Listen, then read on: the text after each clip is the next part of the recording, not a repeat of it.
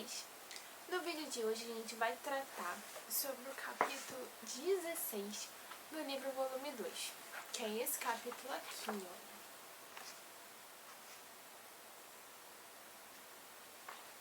Nesse capítulo a gente trata sobre uma coisa muito especial, sobre o sacramento da confissão. Muito bem, o capítulo ele já começa contando uma passagem da vida de Jesus. Na verdade, é uma passagem de logo depois que Jesus ressuscitou, bem no domingo de Páscoa. Jesus ele ressuscita e logo depois ele aparece para os discípulos dele, para os apóstolos. Então eu vou ler aqui. Se vocês quiserem me acompanhar, pode aí abrir aí na Bíblia de vocês. É no Evangelho de São João, capítulo 20, e os versículos do 19 ao 23. O título da passagem é Aparições aos discípulos. À tarde desse mesmo dia, quer dizer, depois que Jesus ressuscitou na Páscoa, o primeiro da semana, estando fechadas as portas onde se achavam os discípulos, por medo dos judeus, Jesus veio e, pondo-se no meio deles, lhe disse. Quer dizer, Jesus tinha acabado de ser morto, né? Ele morreu na sexta-feira, os judeus tinham matado Jesus. Então estava todo mundo escondido, né? Todos os amigos de Jesus, eles resolveram se esconder com medo de serem mortos também. E aí Jesus entrou no meio deles depois que ele ressuscitou, na Páscoa, no domingo. E lhes disse, a paz esteja convosco. Tendo dito isso, mostrou-lhe as mãos e o lado. Os discípulos então ficaram cheios de alegria por verem o Senhor. Eles lhe disse de novo, a paz esteja convosco. Como o Pai me enviou, eu também envio vocês. Dizendo isso, Jesus soprou sobre eles. Então ele disse, recebei o Espírito Santo. Aqueles a quem perdoares os pecados, eles lhes serão perdoados. Aqueles aos quais lhes retiverem, eles lhes serão retidos. Quer dizer, Jesus disse, a quem eles perdoassem os pecados daquela pessoa seriam perdoados. E a quem eles não perdoassem, os pecados então não seriam perdoados. Bom, nessa passagem, gente, Jesus ele institui o sacramento da confissão. Os apóstolos, os 12 apóstolos, os discípulos, os 12 apóstolos, eles foram os primeiros bispos da igreja. São Pedro, a gente sabe que ele foi o primeiro papa. E os outros apóstolos foram os bispos. Então, como a gente sabe, hoje em dia, os bispos podem ordenar os padres. Naquela época também, os apóstolos ordenavam outros padres. Aquela história, tipo do superpoder, eles podiam transmitir esse superpoder que eles tinham. Exatamente, porque, imagina, seria uma coisa assim, antigamente, porque aí você imagina, Jesus deu esse, entre aspas, superpoder para os discípulos. Então, os discípulos morreram depois, então acabou. Ninguém mais tinha os pecados perdoados, porque hoje em dia os discípulos não estão mais vivos. Não. Esse, como eu disse, entre aspas, superpoder foi passado até hoje, e quem tem hoje em dia eles são os padres e os bispos, claro. Então, gente, o capítulo está muito bem desenhado. Eu vou começar a ler daqui, eu vou pedir para vocês lerem tudo, mas eu vou começar a ler aqui de baixo dessa caixinha aqui. Pelo sacramento da confissão, Cristo nos devolve a graça de Deus, unindo-nos novamente a Ele. Quer dizer, quando a gente falou lá do pecado mortal, a gente disse o quê? Que o pecado mortal afasta a alma da amizade com Deus. Pelo sacramento da confissão, a gente resgata essa amizade, entendeu? Então ele é muito necessário e muito importante, mesmo para quem não tem pecado mortal. Jesus quer nos perdoar, mas é importante que busquemos esse perdão. Desse modo, refazemos a aliança com Deus. Vou passar aqui a página. E aí na outra página, gente, ele explica como então que a gente faz o sacramento da confissão, como que a gente prepara a nossa confissão, como que a gente realmente faz o sacramento, né? Como a gente busca o sacramento. Vamos lá então. Primeira coisa que a gente tem que fazer, eu tô aqui, ó, nesses quadrinhos aqui.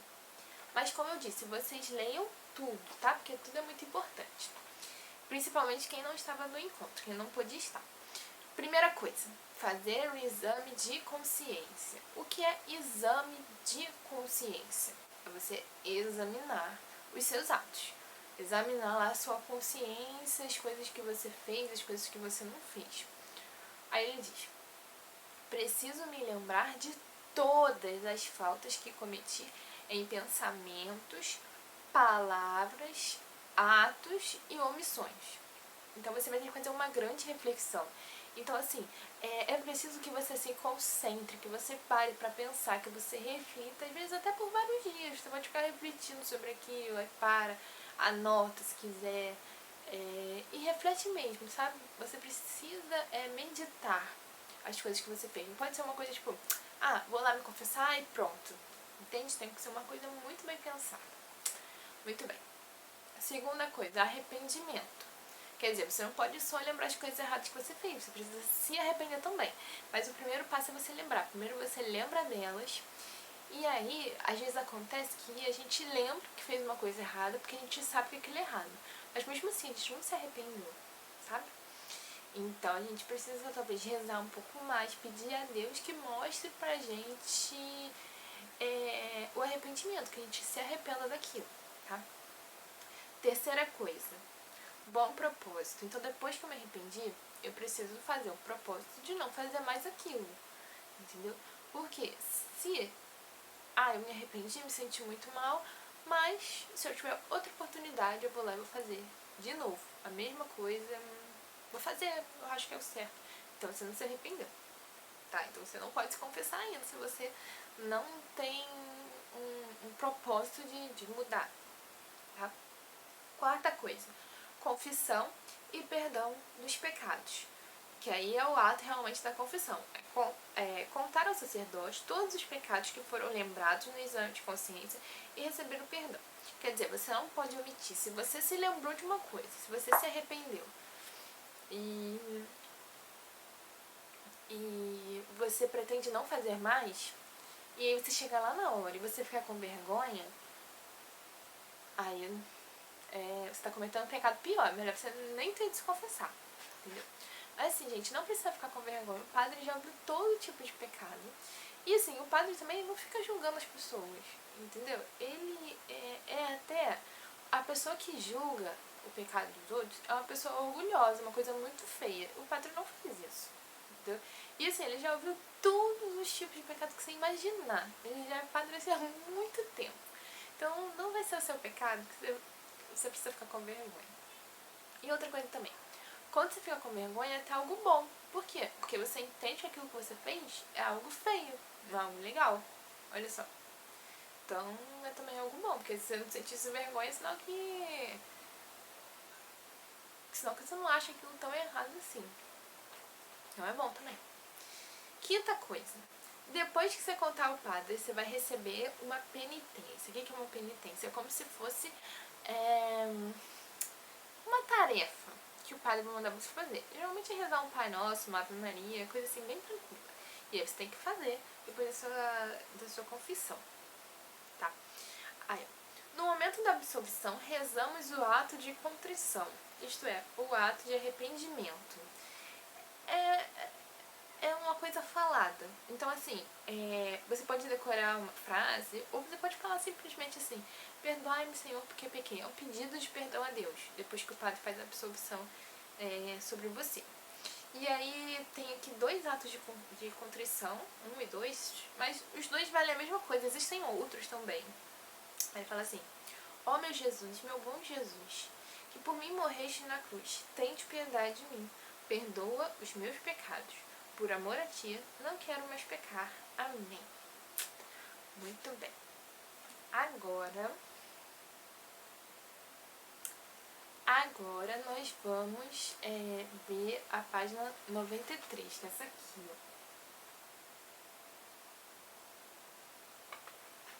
A página 93, gente, é muito legal porque ela tem um exame de consciência. Como é que é um exame de consciência? Tem várias perguntas para você poder refletir. Muito legal. Eu não vou ler aqui com vocês, vou deixar para vocês lerem em casa, mas é para ler. Olha só. Deus ocupa o primeiro lugar na sua vida? Uma reflexão. Você pergunta. Ocupa ou não ocupa? Se não ocupa, deveria ocupar. Se não ocupa, deveria ocupar, tem alguma coisa que ocupa o primeiro lugar na minha vida. E é o quê? Tem que me perguntar. E aí eu posso confessar esse pecado. Eu não coloco Deus em primeiro lugar na minha vida. Deus precisa ser o primeiro lugar na minha vida. Eu coloco videogame em primeiro lugar. Eu coloco desenho em primeiro lugar. Eu coloco televisão em primeiro lugar. E aí? Né? E aí tem várias perguntas. Briguei, bati em alguém. Aí você responde, briguei com alguém? Bati em alguém? Sim. Se confessar. Quantas vezes você fez isso? Tudo isso você se confessa ao Pai. Tem várias perguntinhas.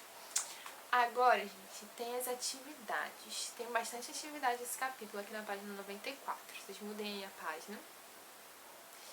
E vamos tentar fazer... Vou tentar explicar aqui mais ou menos, tá? Um pouquinho. Número 1. Correlacione as duas colunas. Então, a coluna tem vários passos da confissão. E a outra tem coisas que se relacionam com a primeira coluna. Vou tentar fazer a primeira. Exame de consciência. Aí vamos lá para outra coluna. Exame de consciência é o quê? É arrepender-se do mal praticado? Não. Acho que não é isso. É o quê? É realizar o que o padre pediu após a confissão? Não, acho que o nome desse é outro. É contar os pecados ao sacerdote? Acho que não. É lembrar os pecados praticados? Sim, né? Exame de consciência é isso, é lembrar, refletir sobre os pecados praticados. Então, eu colocaria aqui nesse parênteses número 1, aí vocês vão completando. Qualquer dúvida pode perguntar, pode tirar, pode chamar no WhatsApp, o que vocês quiserem. Número 2. Escreva na cruzadinha as palavras que completam o texto. Então, vamos lá. No domingo de Jesus apareceu aos e lhes deu o poder de perdoar os E aí? Aí tem que completar aqui na cruzadinha. Aqui a gente vê que no domingo começa com P, domingo de Páscoa. Jesus apareceu aos apóstolos. Acho que é apóstolos.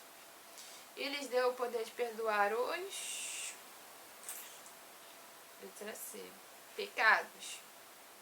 Aí vocês continuam. Os bispos, sucessores dos apóstolos e os padres. Pelo sacramento da reconciliação e da penitência, perdoam nossos pecados. Jesus veio para todas as pessoas e nos dar a sua... Aí vocês completam. E aí tem também aqui o espaço família. O espaço família é pra fazer com a família. Então chama o pai, chama a mãe, ou então chama o irmãozinho, se você quiser, chama o primo, pra fazer em família, com quem vocês quiserem fazer. E aqui, gente, o Amigo de Fé fala de um santo, assim, muito, muito, muito especial. Tem um livro grossíssimo só sobre a vida dele, um santo francês, que é São João Maria Vianney, também conhecido como Cura d'Ars. Dar era uma cidade, na verdade, era uma cidade da França. E Cura era como se fosse o pároco, o padre de Ars, assim, por isso Cura d'Ars. E ele ficou muito, muito, muito famoso. Ele é o padroeiro dos sacerdotes, o padroeiro dos padres.